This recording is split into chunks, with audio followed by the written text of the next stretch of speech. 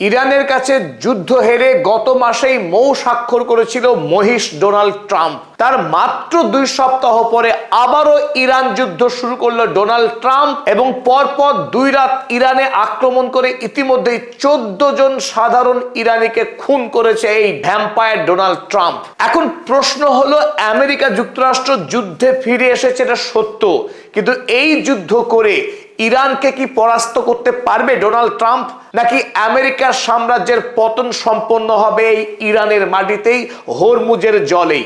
পৃথিবীর প্রথম সারির সকল বিশ্লেষকই মনে করছে ডোনাল্ড ট্রাম্প ইরান যুদ্ধে আবারও পরাস্ত হবে এবং আমেরিকা দেউলিয়া হবে এই যুদ্ধের শেষেই। আজকের এই নিবেদনে আমরা বোঝার চেষ্টা করব কিভাবে আমেরিকার ধ্বংস হবে এই ইরান যুদ্ধেই। তবে বিস্তারিত আলোচনায় যাওয়ার আগে আমরা বরং দেখে নিই গত রাতে মার্কিন হামলাদার বাহিনী ইরানে আক্রমণ চালিয়ে কি পরিমাণ ক্ষয়ক্ষতি করেছে। প্রথম রাতে যেখানে আমেরিকা ইরানের উপরে 80 জায়গায় আক্রমণ করেছিল, গত রাতে সেই আক্রমণের তীব্রতা বাড়িয়ে হরমুজ এলাকা সহ বিভিন্ন অঞ্চল মিলিয়ে 90টি জায়গায় আক্রমণ করেছে আমেরিকা। তার মধ্যে উল্লেখযোগ্য অবশ্যই বন্দর আব্বাস, চাবাহার, গুলিস্তান, ইরান শাহের এয়ারপোর্ট এবং আরো বেশ কিছু মিলিটারি সাইট। গুলিস্তান প্রভিন্সের একটি গুরুত্বপূর্ণ রেল ব্রিজে আক্রমণ চালানো হয়েছে, সেই রেল ব্রিজের ব্যাপক ক্ষয়ক্ষতি হয়েছে। ওদিকে ইরানের আভ্যন্তরীণ বাণিজ্যের ক্ষেত্রে অতি গুরুত্বপূর্ণ 2টি সড়ক, যে সড়ক মাশহাদ শহরকে তেহরানের সঙ্গে সংযুক্ত করেছে, সেই সড়কের 2টি গুরুত্বপূর্ণ ব্রিজে আক্রমণ চালিয়ে গত রাতেই ধ্বংস করেছে আমেরিকা যুক্তরাষ্ট্র। এখনো পর্যন্ত পাওয়া খবরে গত রাতের এই আক্রমণে ইরানের 4 জন সাধারণ মানুষ খুন হয়েছেন। আর আজ যখন মাশহাদে আয়াতুল্লাহ আলী খামেনেইর দাফন হওয়ার কথা ইরানের স্থানীয় সময় দুপুর 2:30, এই 2:30 পর থেকেই ইরান আরো মারাত্মকভাবে বদলা নেওয়া শুরু করবে বলেই মনে করা হচ্ছে। তবে ইরানের পক্ষে আজ সকালবেলায় যে প্রত্যাঘাত চালানো হয়েছে তার মধ্যে উল্লেখযোগ্য কুয়েতের একটি প্যাট্রিয়ট সিস্টেমের উপরে হামলা করেছে ইরান।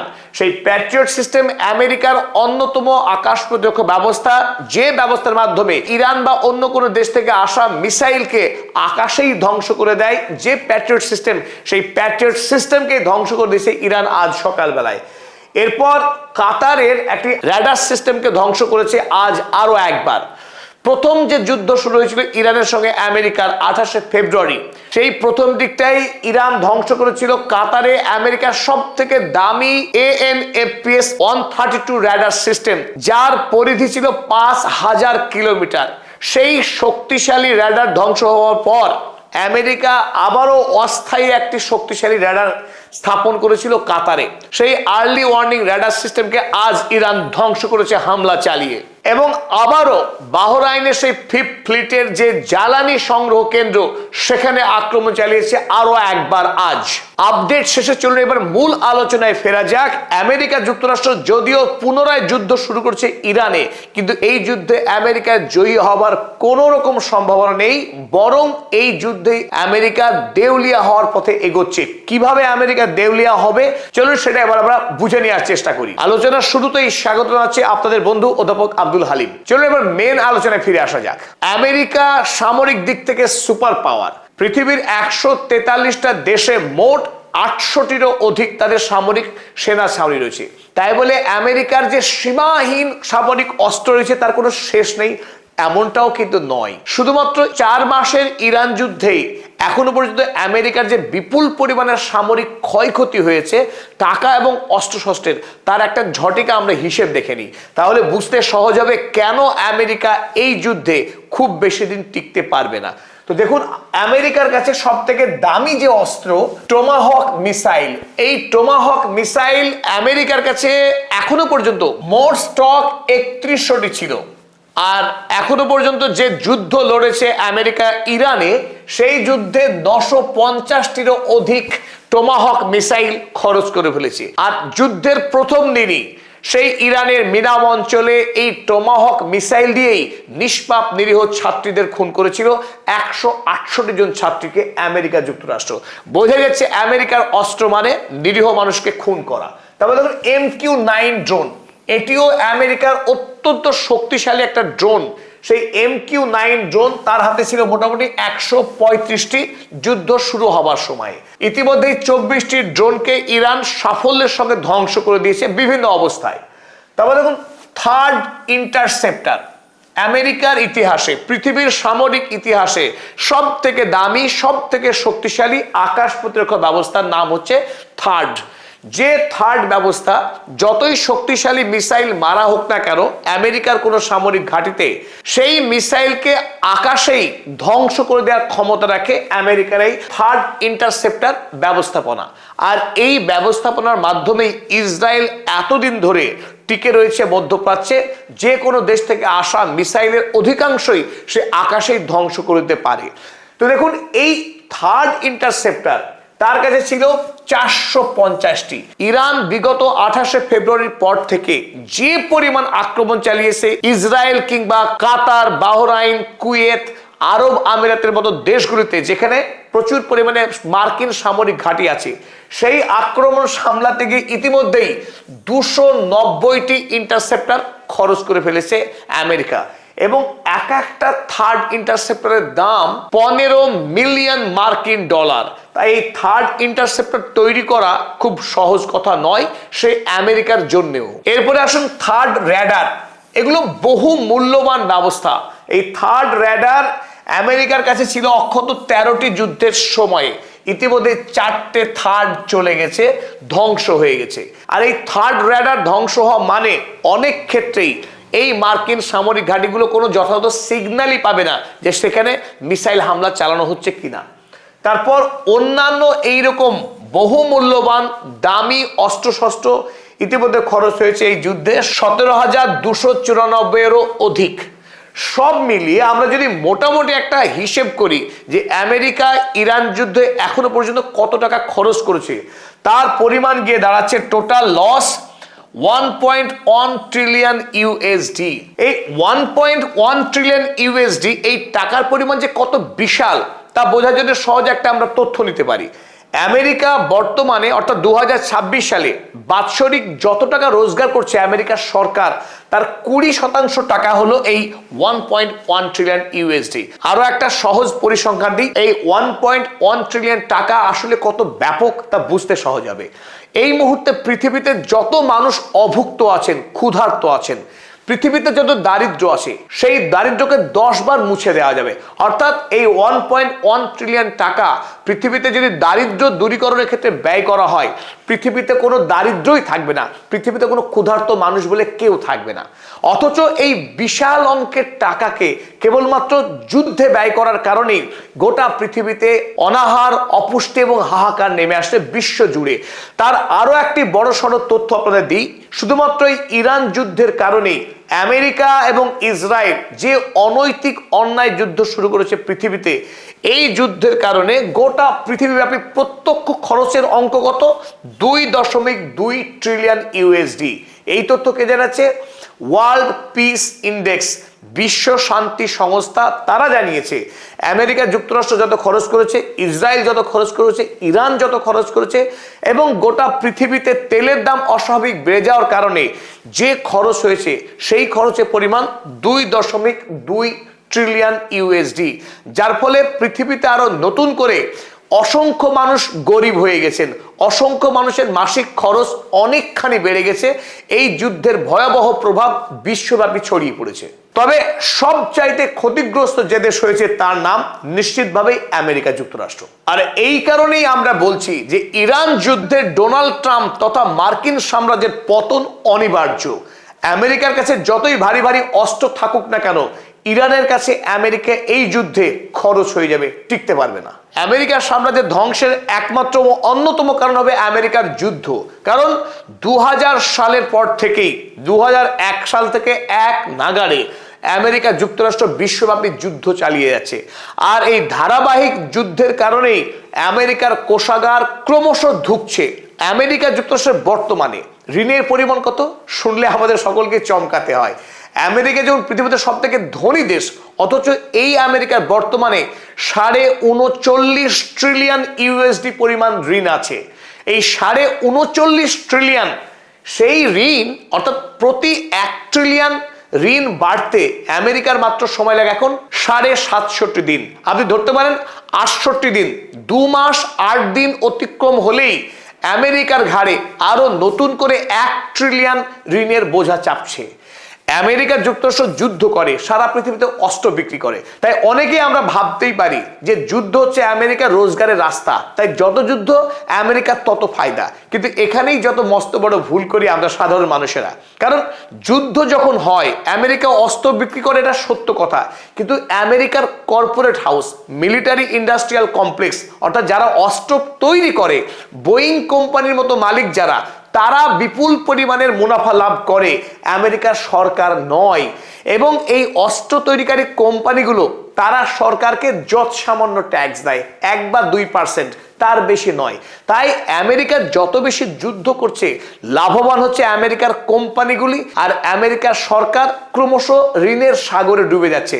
চলুন দেখে নিই পরিসংখ্যান। সাল 2001 সাল, সেই সময়ে আমেরিকা সরকার অর্থনৈতিকভাবে প্রতি বছর লাভ করছিল, লাভের পথে এগিয়ে চলেছিল। 2001 সালে আমেরিকার মোট বাৎসরিক রোজগার ছিল 1.99 ট্রিলিয়ন, প্রায় 2 ট্রিলিয়ন ইউএসডি। আর সেই 2001 সালে আমেরিকার সরকারের খরচ ছিল 1.86 ট্রিলিয়ন। দেশের সমস্ত খরচ মেটানোর পরও আমেরিকার সেই 2001 সালে সাশ্রয় হয়েছিল 128 বিলিয়ন ইউএসডি।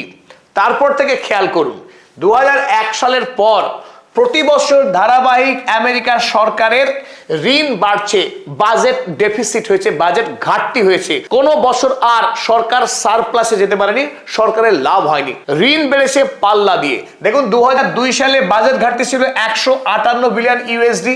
2003 সাল যখন আমেরিকা যুক্তরাষ্ট্র ইরাকে হামলা চালিয়েছে, সাদ্দাম হোসেনকে খুন করছে, সেই সময় আমেরিকার সরকারের আয়ের তুলনায় ব্যয় বেড়ে গেল কত? 378 বিলিয়ন ইউএসডি। সেই ব্যয় কিন্তু পাল্লা দিয়ে বাড়ছে।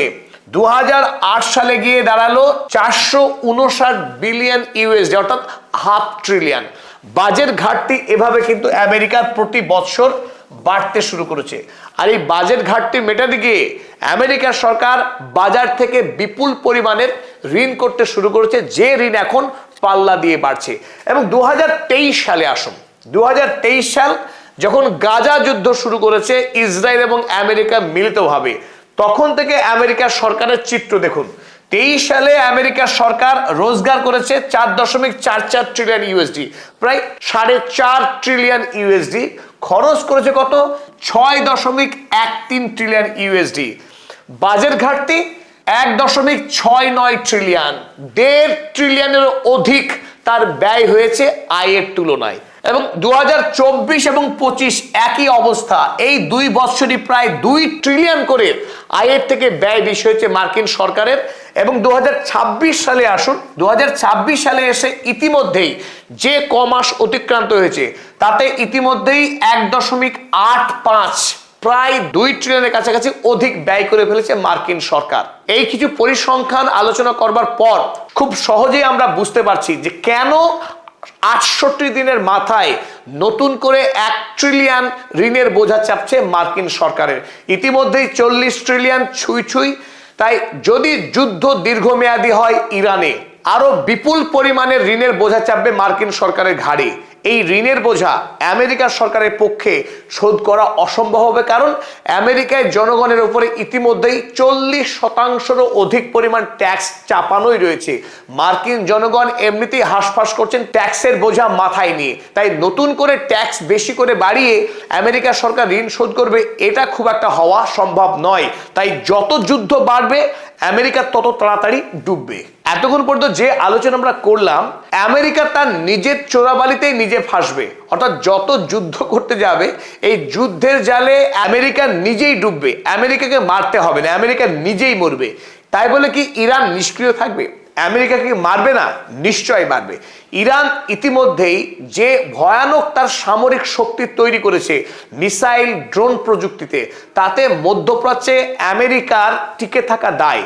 আমেরিকা ইতিমধ্যেই বিভিন্ন দেশের তার সামরিক ঘাঁটিকে গুটিয়ে নেওয়ার চিন্তা ভাবনা করতে শুরু করেছে, কারণ ইরানের মিসাইলের মার খেয়ে আমেরিকার সেনাবাহিনী খুব বেশি দিন মধ্যপ্রাচ্যে টিকতে পারবে না।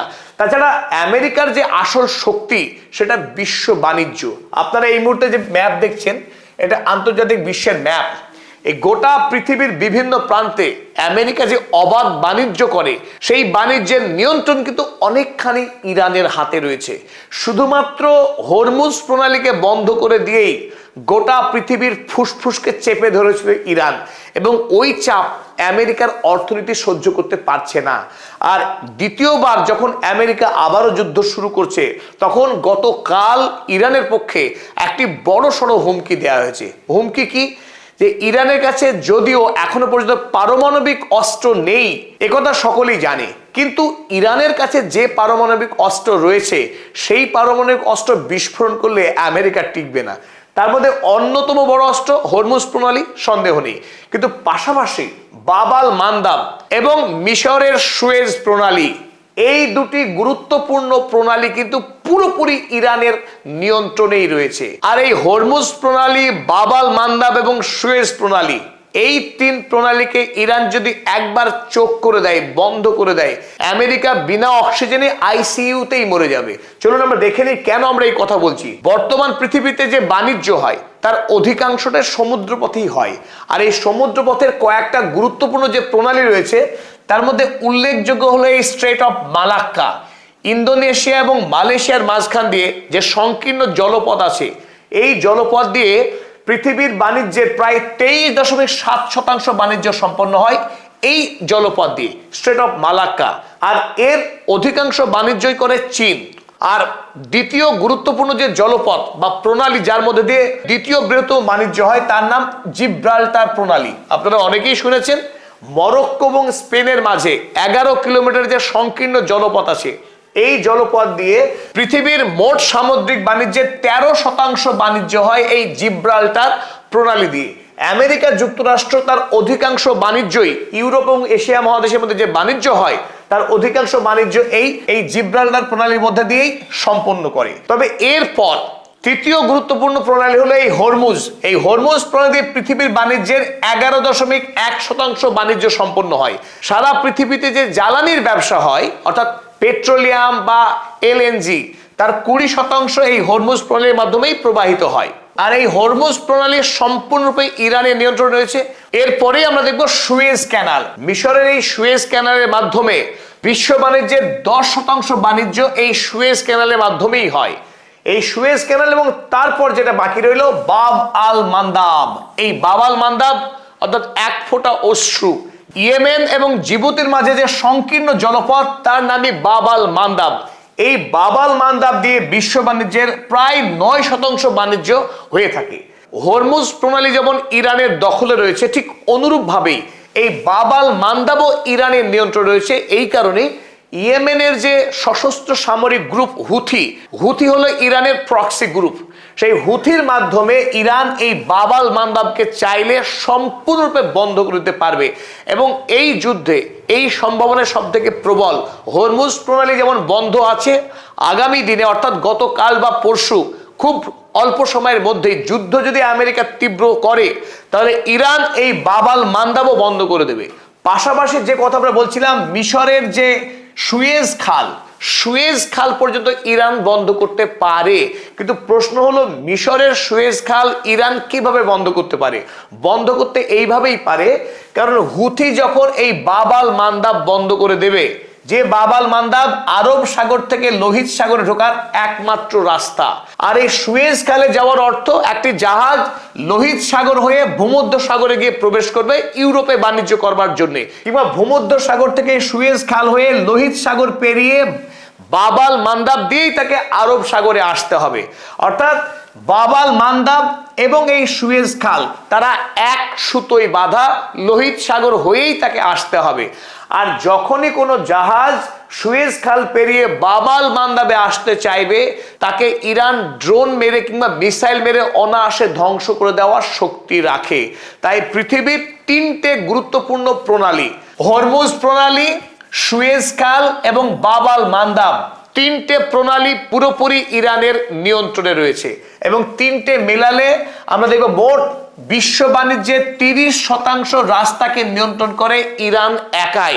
বিশ্বের 1/3 বাণিজ্য যখন ইরান নিয়ন্ত্রণ করে, সেই ইরানের সঙ্গে যুদ্ধ করে আমেরিকা কোনোভাবেই বিজয়ী হতে পারে না।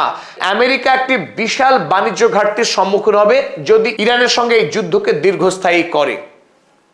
শুধুমাত্র হরমুজ প্রণালী বন্ধ থাকার কারণেই আমেরিকায় জ্বালানির দাম দ্বিগুণ হয়েছিল, আর তার সঙ্গে যদি সুয়েজ খাল বন্ধ হয় এবং বাব-আল মান্দাব বন্ধ হয়, আমেরিকা বিরাট অর্থনৈতিক ক্ষতির সম্মুখীন হবে, যে ক্ষতিকে আমেরিকা সহ্য করতে পারবে না। আমেরিকা যদি এই যুদ্ধকে দীর্ঘস্থায়ী করার চেষ্টা করে, ইরানের ক্ষতি হবে, বেশ কিছু মানুষ হয়তো শহীদ হবেন, ইরানের বেশ কিছু ঘর বাড়ি, হাসপাতাল, স্কুল, বিল্ডিং ভাঙবে, এ কথা অনস্বীকার্য, কিন্তু আমেরিকারও পরাজয় অনিবার্যভাবেই হবে এই যুদ্ধেই। এতক্ষণ সময় ধরে আমাদের সঙ্গে থাকার জন্য সকল দর্শক জানাই আন্তরিক কৃতজ্ঞতা এবং ধন্যবাদ।